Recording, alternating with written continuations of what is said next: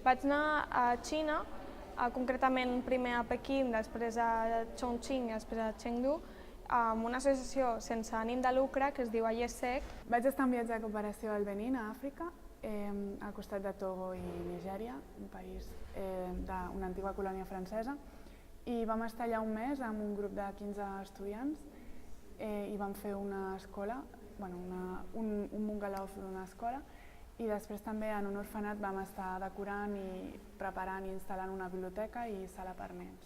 Anàvem en una zona que era de Chongqing i Sichuan, que va ser on va haver el terratrèmol el 2008 que va devastar la zona.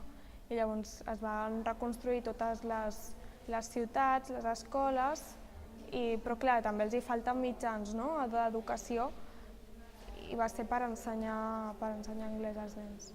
Àfrica sempre m'havia atret, no sé, i també les ganes de viatjar, però també era la idea que sempre havia volgut fer un viatge de cooperació. Quan estàs sobre el terreny t'adones que això canvia molt i que no és tan fàcil com anar a portar diners i fer de Papa Noel, i que de vegades també et tracten com si fossis un bitllet amb potes,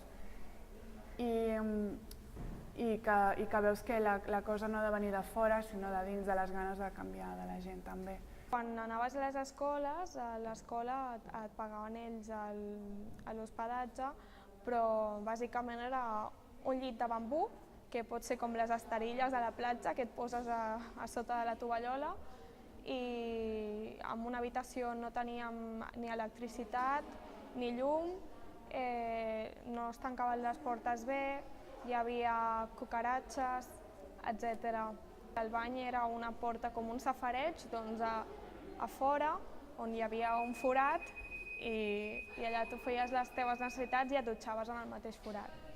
A nivell gastronòmic no va anar bé. No vaig tenir problemes de panxa, vaig ser una de les úniques del grup que no va estar malalta, però no està bo, gens bo. La zona del nord no és tan picant, la zona del sud és molt picant el menjar, i també segons on vagis a menjar-lo. Hi ha restaurants que feien el menjar molt bo, però particularment a l'escola el menjar no era res de l'altre món, o sigui, estava bastant dolent, bàsicament perquè cuinar per 1.000 nens era una olla, un bol d'arròs enorme, arròs blanc, bullit, que clar, bullit tanta quantitat d'arròs no es pot bullir bé, i amb diferents salses. És veritat que tens una consciència del que és el món, però també arribes molt deprimit de veure que hi ha moltes coses que tu no pots canviar i que no pots fer més, i que aquesta gent també s'ha de moure, els africans, els beninesos, els que siguin, s'han de moure per fer progressar el país. Però també una altra cosa és que tampoc els pots forçar la teva cultura europea. He tret moltes coses. No sé, jo crec que m'ha fet veure les coses d'una altra manera. I a l'agost és el típic, les festes majors, sortir de festa, anar a la platja.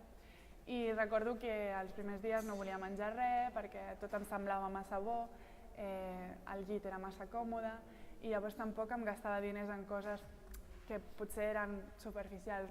Fa reflexionar bastant, i ara ja fa 2 anys, però sempre hi torno a pensar i és una cosa que m'agradaria fer a més llarg terme. No sé, és una experiència personal que m'emporto que no la canviaria per res.